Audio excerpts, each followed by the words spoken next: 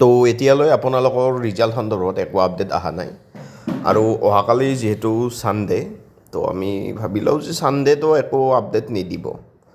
মই চিয়'ৰ তাৰমানে যে ছানডেত একো ধৰক ৰিজাল্ট নিদিয়ে কোনোদিনো দিয়া নাই তাৰমানে চ' আজি লাষ্ট চান্স আছিল এনেইতো শনিবাৰে ৰিজাল্ট দিয়ে আপোনালোকে যদি ভালকৈ চাই আগন্তুক যিবিলাক প্ৰিভিয়াছ ৰিজাল্ট আছিল সেইবিলাকো শনিবাৰে দিয়ে তো আজি এতিয়ালৈ একো আপডেট অহা নাই যিহেতু আজি নিদিয়ে তো কালিতো ছানডে কালিও নিদিব তাৰে পিছত পৰহি হ'ব 6 মে মনডে সেইদিনা ৰিজাল্ট দিয়া বহুত চান্স আছে সেইদিনা আপোনালোকৰ HSৰ ৰিজাল্টটো দি দিব পাৰে কিন্তু তাৰ পিছতো আৰু প্ৰব্লেম আহিছে বাৰু কৈ আছোঁ মই আগলৈ তো 6 মেত এটা দিব বুলি আমি ক্ষীণ আশা এটা ধৰি থৈ দিব পাৰোঁ যদি ধৰক তেওঁলোকৰ গোটেইবিলাক প্ৰিপাৰেশ্যন হৈছে তো 6 মেত যদি নহয় তাৰপিছত আপোনালোকৰ প্ৰব্লেম আহি যাব কেনেকুৱা প্ৰব্লেম আহিব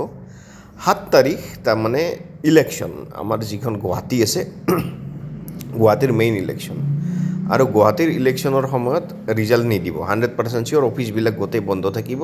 তো সেইদিনা ৰিজাল্ট নিদিয়ে তো গুৱাহাটী বুলি নহয় বৰপেটা নলবাৰী আৰু কোকৰাঝাৰ এই গোটেইবিলাক তাৰমানে ডিষ্ট্ৰিক্টৰ কি ইলেকশ্যন সেইদিনা আৰু গুৱাহাটীখন যিহেতু মেইন চ' ইলেকশ্যনৰ সময়ত আপোনালোকে ৰিজাল্ট নাপাব তো 6 তাৰিখে যদি নিদিয়ে তাৰে পিছৰ দিনা 7 তাৰিখ হৈ যাব ইলেকশ্যন আৰু 7 তাৰিখে যদি নিদিয়ে আপোনালোকে নাভাবিব যে 8 তাৰিখে দিব 8 তাৰিখ হৈছে তিথি অফ দামোদৰ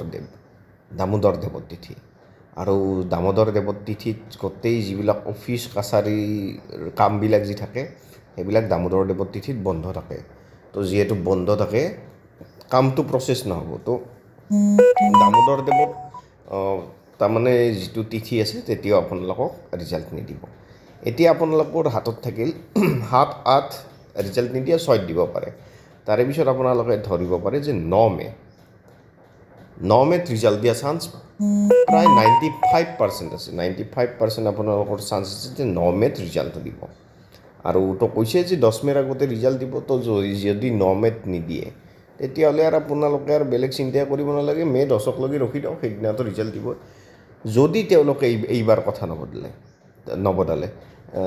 লাষ্ট বাৰটো ৰমেশ পেগু ডাঙৰীয়াই বদলালে তো সকলোৱে প্লিজ চেনেলটো ছাবস্ক্ৰাইব কৰি দিব ধন্যবাদ এইখিনিয়ে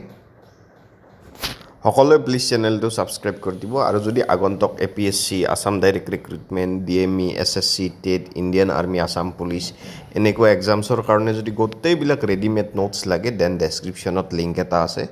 সেইটোত ক্লিক কৰি আপোনালোকে নোটসমূহ লৈ ল'ব পাৰে maths reasoning GK English current affairs সকলো দি দিম চ' সকলোৱে প্লিজ চেনেলটো ছাবস্ক্ৰাইব কৰি দিব আৰু ডেছক্ৰিপশ্যনৰ লিংকটোত ক্লিক কৰি নোটখিনি লৈ ল'ব